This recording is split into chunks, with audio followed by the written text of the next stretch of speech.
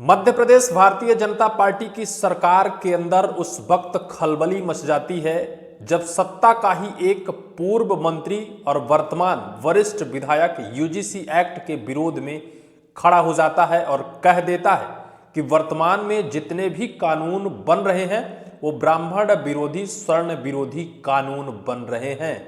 मध्य प्रदेश सरकार के अंदर और देश की सरकार के अंदर खलबली मच जाती है, जहां एक तरफ स्वर्ण समुदाय सड़कों पर उतरकर यूजीसी यानी यूनिवर्सिटी ग्रांट कमीशन के विरोध में भारत बंद का आह्वान तक कर दिया, जहां स्वर्ण समुदाय सड़कों पर धरना प्रदर्शन आंदोलन कर रहा है और अब भी आस लगाए हुए हैं कि आखिर कौन कब कैसा वो नेता होगा जब यूजीसी के विरोध में सत्ता या फिर स्वर्ण समुदाय का कोई विधायक या फिर सांसद विरोध में खड़ा होगा।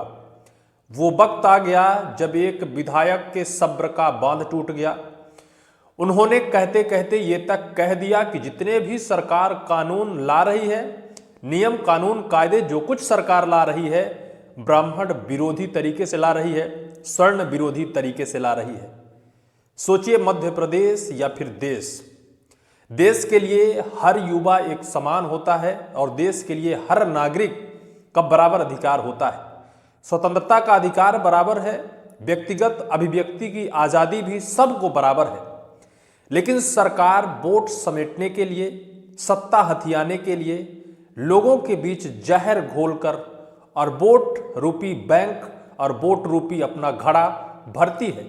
जो कुछ किया गया यूनिवर्सिटी ग्रांट कमीशन को लागू कर वो एक विशेष वर्ग को खुश करने के लिए किया गया, ना कि इसे देश में कोई जातिवादी भेदभाव खत्म हो जाएगा या फिर सामाजिक समरसता आ जाएगी। ऐसा कुछ नहीं है। लेकिन सरकार के ऊपर बैठे जो मास्टरमाइंड लोग हैं वो हर चुनाव से पहले कोई ना कोई मास्टर स्ट्रोक लाते हैं।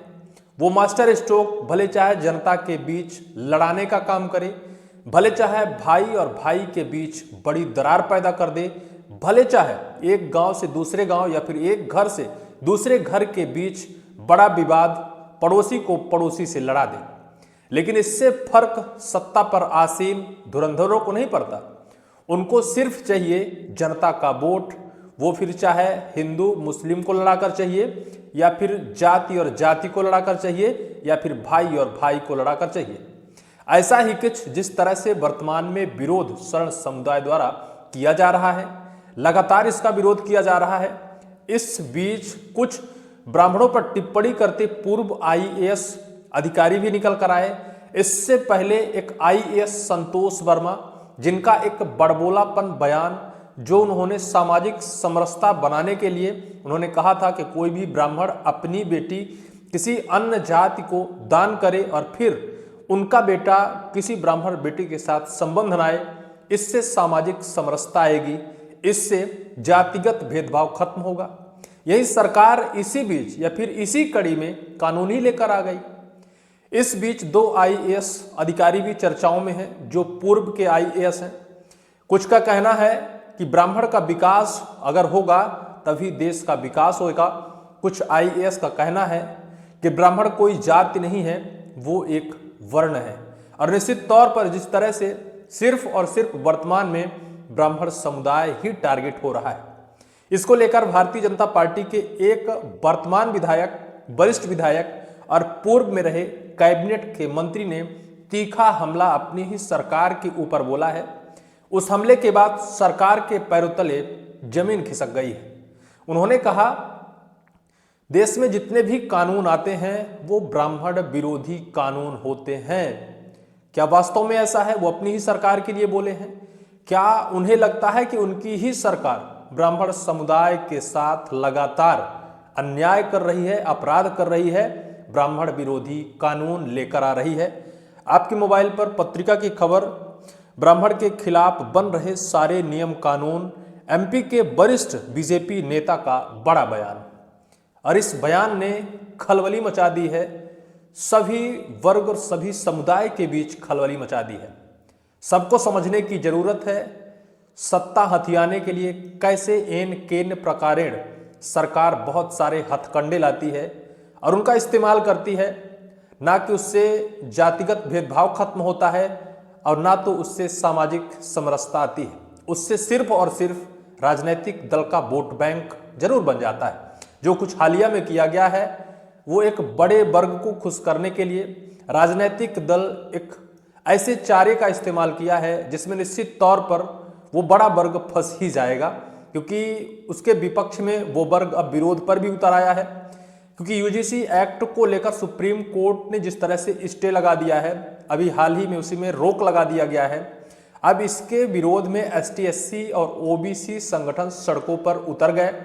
कुछ का कहना है कि सुप्रीम कोर्ट नहीं स्वर्ण कोर्ट, यानी सुप्रीम कोर्ट की तुलना स्वर्ण कोर्ट से कर रहे हैं।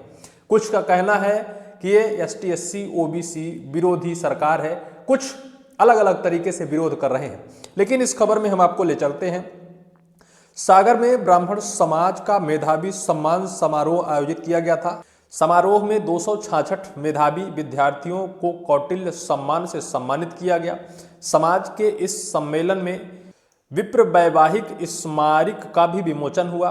कार्यक्रम के मुख्य अतिथि पूर्व मंत्री एवं विधायक गोपाल भार्गव ने वैवाहिक पत्रिका का विमोचन किया। उन्होंने इसे समाज के लिए हितकारी कदम करार दिया।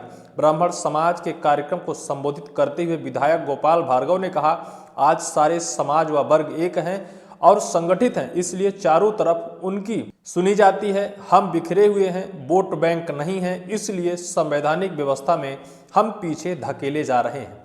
आगे उन्होंने स्पष्ट कहा कि सारे नियम कानून ब्राह्मणों के खिलाफ बन रहे हैं। उन्होंने कहा कि चूंकि हम पुरातन काल से धर्म प्रदर्शक रहे तो हमें टारगेट करने लोग सनातन धर्म पर ही कुठाराघात करने लगे हैं।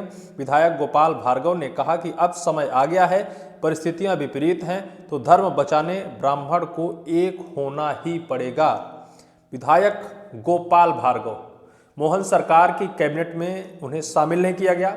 शिवराज सरकार में कैबिनेट के मंत्री पीडब्ल्यूडी मंत्री थे। वर्तमान में सिर्फ वो एक वरिष्ठ विधायक हैं, लेकिन अब उनके सब्र का बांध टूट गया है।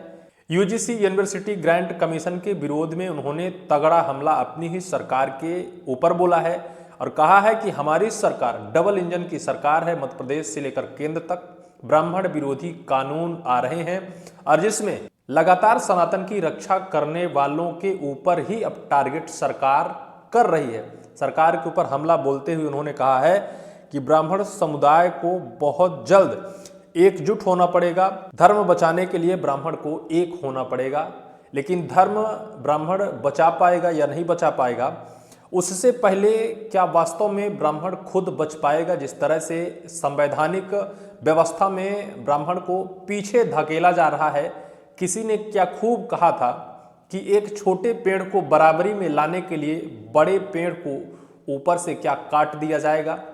यह एक हम आपको ऐतिहासिक बात बताते हैं। जेवियर का कथन, सेंट फ्रांसिस जेवियर ने रोम में अपने उच्चाधिकारियों को पत्र लिखा था कि यदि भारत में ब्राह्मण नहीं होते तो वो सभी हिंदुओं को ईसाई बना लेते। उन्होंने ब्राह्मणों को धर्म परिवर्तन में सबसे बड़ा बाधा माना था।